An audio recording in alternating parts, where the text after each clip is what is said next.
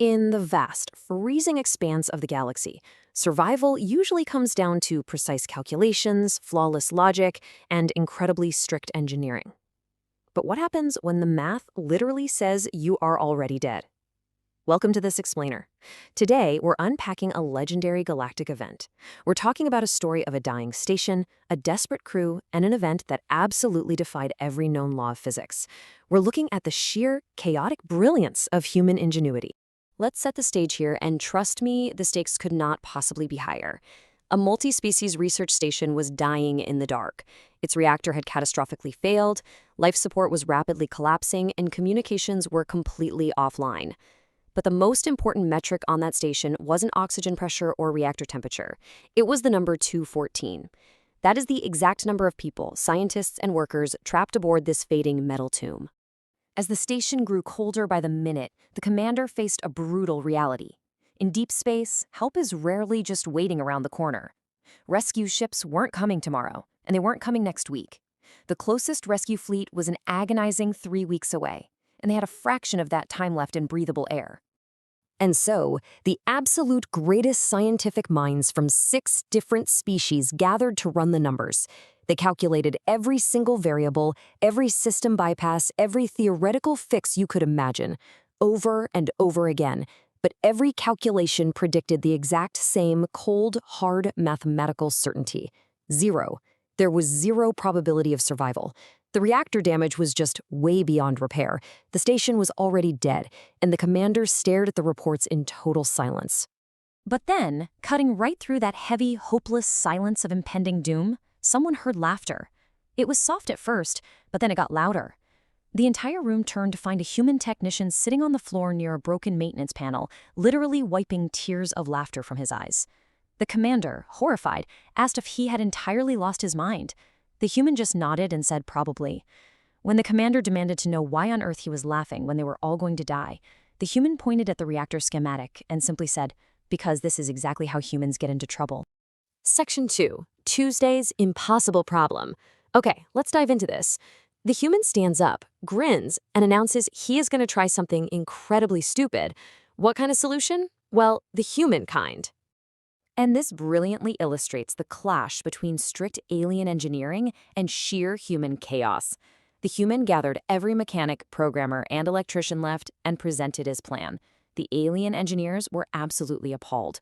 One said it wouldn't work. The human said correct. Another warned it could explode. The human totally agreed.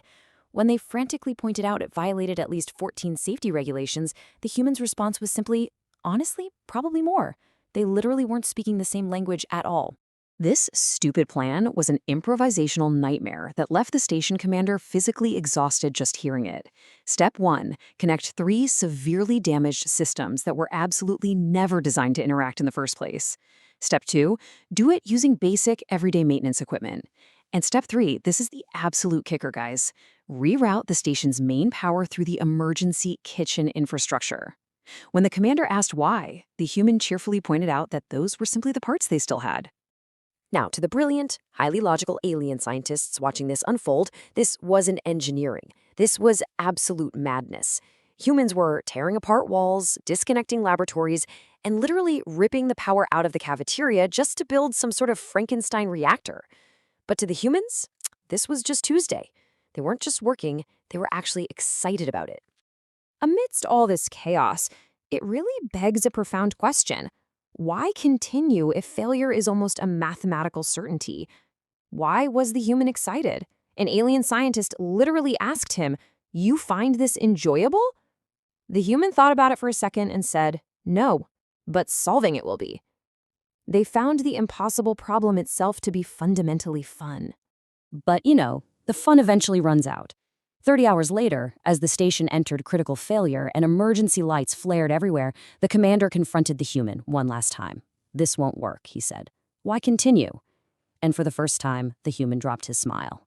He pointed around the room at the very real people huddling in the dark, the families, the friends, the scientists, the workers, the children. He looked at the commander and said, "Because they're still here. As long as they're here, we keep trying." And that, right there, is the heartbeat of this entire explainer. Section 3, the final countdown.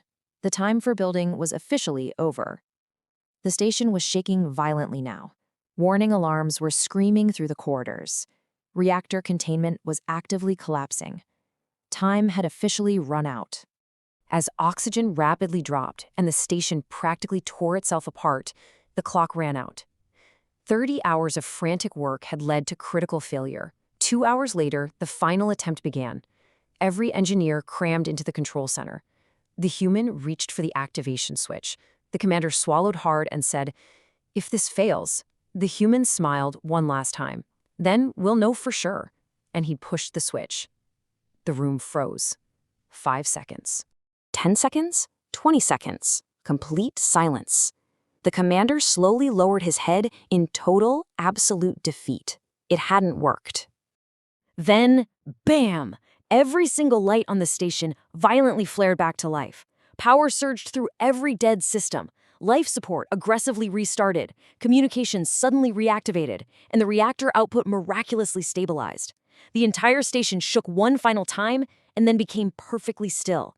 The impossible had literally just happened. They were alive and the reactor was functioning. Now, what's really interesting about this slide is the commander's absolute horror that the humans were only guessing. You see, his relief quickly turned to sheer panic when he realized the truth behind the miracle. The human technician was blinking at the data, laughing again, because mathematically it shouldn't have worked. When asked if he actually knew it would succeed, the human just shrugged, admitting they were maybe 70% sure. Then he thought about it and downgraded it to 60%. The commander nearly collapsed, knowing humanity had staked all their lives on a duct tape solution they were only 60% sure would actually work. Section 4. A lesson for the galaxy. Years later, this survival story became totally legendary across the stars. But it wasn't famous because of the revolutionary kitchen sink engineering, and it wasn't famous just because they survived against impossible odds. It was famous because it taught the galaxy a vital, terrifying lesson about the human species. It established a galactic rule of 3. First, the galaxy learned that when humans look at a hopelessly broken system and say, "I have an idea," you need to be careful. A human with an idea is a complete wild card.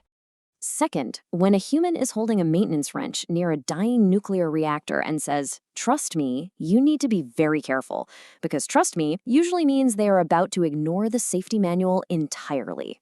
Let's move to the final point and see how this builds, because there is one phrase far more terrifying than the first two, the absolute most dangerous human phrase in the universe.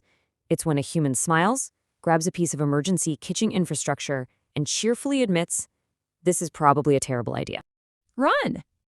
Just run, because all logic has completely left the building, and humanity is about to do something completely, undeniably impossible. And that leaves us with one final incredible thought to ponder today. If cafeteria parts and basic maintenance tools can be violently forced together to save a dying space station, what impossible problem will human madness solve next?